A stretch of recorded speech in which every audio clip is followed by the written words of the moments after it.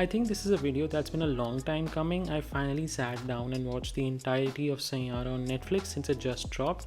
And I'm not gonna lie, I have quite a few thoughts on it. Some of them are good, but honestly, most of them are on the critical side. I did enjoy a couple of things here and there, but I never really understood the obsession people had with this film when it first came out a couple of months back. Sure, it pulled in some impressive numbers at the box office, and on some level, I get why. Audiences are constantly craving something that feels fresh, a new pairing, a new kind of story, something that breaks away from the usual formula. And in comparison to the tired trope of a 50-year-old superstar romancing someone young enough to be their daughter, Sayara probably did feel like a refreshing change for many people. In that sense, yes, I understand why it worked commercially. But when it comes down to the storytelling aspect of the film, to the sheer entertainment value, personally I didn't find the film all that compelling. At points, it even felt flat and uninspired, and that left me questioning where exactly was the hype coming from. So in this video, I'm going to break down my thoughts on Saiyaara, what worked for me, what didn't, and why I think the conversation around the film is a lot more interesting than the film itself. And of course, if you've seen it, I'd love to hear what you thought of the film down in the comments below. Do you agree with me? Do you think I'm completely off? Let's just get a discussion going. But before we dive in though, if you enjoy these kind of reviews and breakdowns, don't forget to drop a like on this video and subscribe to the channel. It really helps me keep things going and lets me keep bringing you more of these reviews, analysis, and maybe even the occasional rant. Alright, now that that's out of the way, let's just get into it. I think Bollywood is in a really strange space right now in 2025. On one hand, it's lost a lot of commercial power that once defined it. Films today just aren't pulling in the same numbers they did a decade ago or even 6 or 7 years ago, right before the pandemic hit. And I think a big reason for that is the way audiences have changed. Over the past 7 to 8 years, people's sense of the world and more importantly, the way they consume entertainment has shifted drastically. With that shift, Bollywood has had to adapt, and the result has been, let's just say, uneven. A lot of what's making into the mainstream right now isn't necessarily new or exciting. It's often an amalgamation of tropes audiences have been watching for the past 20-25 years, just repackaged and resold. Which is why when Saiyaara released 2 or 3 months ago, it felt different, at least on the surface. People got to see a new kind of love story on screen, something that hasn't been attempted in the commercial Bollywood space for quite some time now. And honestly, I think that freshness alone explains why the film managed to work the way it did and why it connected so strongly with the audiences. Now, I do have a lot of thoughts about the film and most of them are critical, but before I dive into those, I want to acknowledge something up front.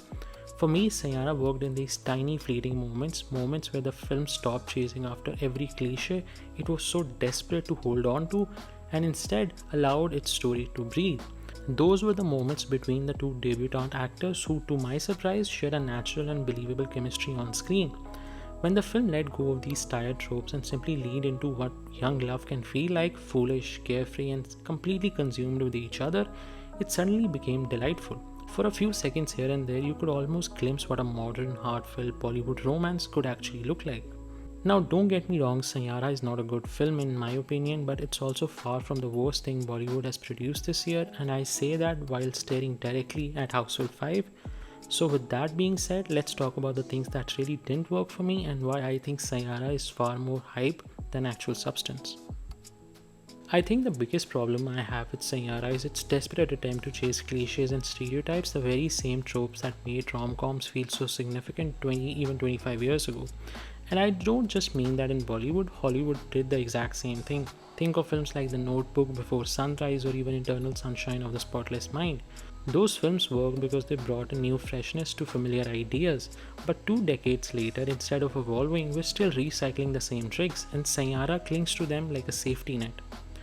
Take the classic terminal disease in the third act. We have seen this over and over again, from the Shah Rukh Khan melodramas of the 2000s to countless Hollywood romances.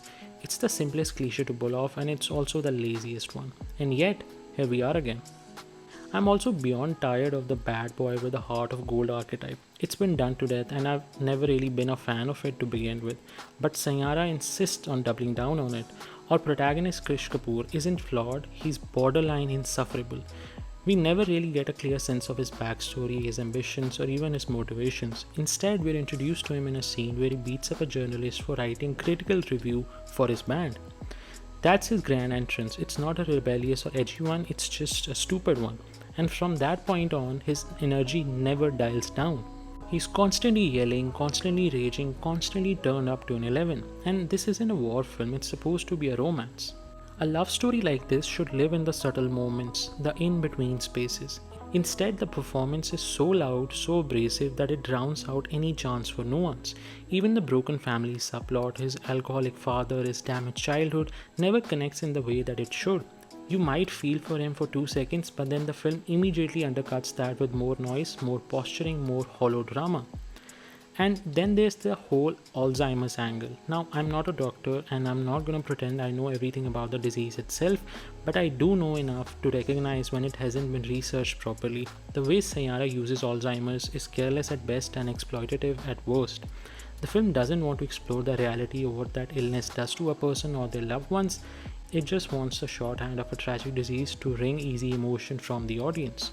There are 2 or 3 very pivotal scenes where Alzheimer's is supposed to be the central, main pivotal point of the story to show how this terrible disease slowly and unexpectedly breaks down a person. And yet, all of it lands completely flat. Not because the subject is not powerful, but because the film never really truly commits to exploring it with honesty or depth. It treats it like a box to tick. Here's the disease subplot, now let's move along to the next dramatic beat, the next song, the next stereotype. Nothing is fleshed out, nothing lingers, and ultimately nothing resonates.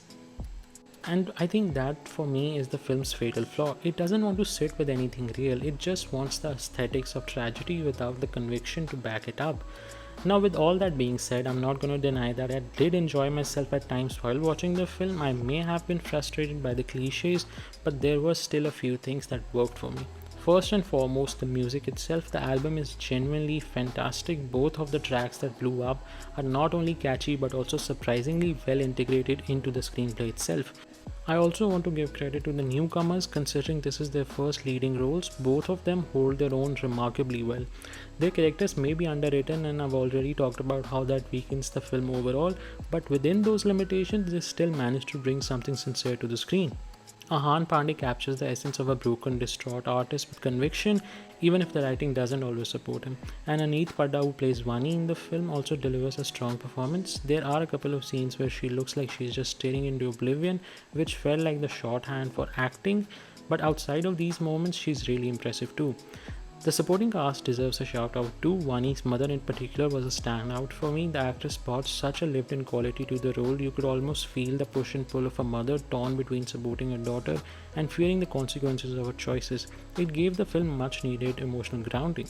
As for Mohit Suri, I'll be honest, I'm not a huge fan of his work. For me, Ek Villain will probably always remain his peak. That film was a lightning in a bottle, the right story, the right music, the right timing. But I will say this, after a string of underwhelming projects, Saiyaara does feel like a solid enough step forward for the director.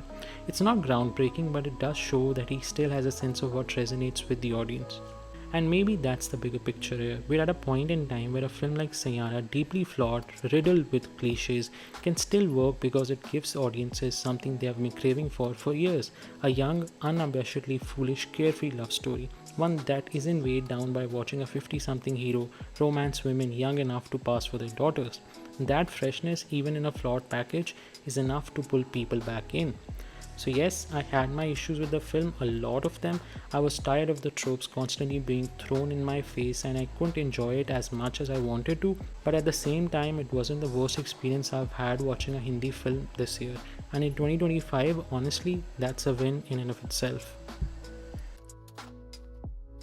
And that's it from my side. Do chime in with your thoughts about anything that was discussed in this video down in the comments below. If you enjoyed the video or if there's something you liked on the channel, please don't hesitate pressing the like button and subscribing to the channel for more of these reviews and analysis. Believe me, it goes a long way for the channel. And as always, thank you for watching and I will see you in the next one.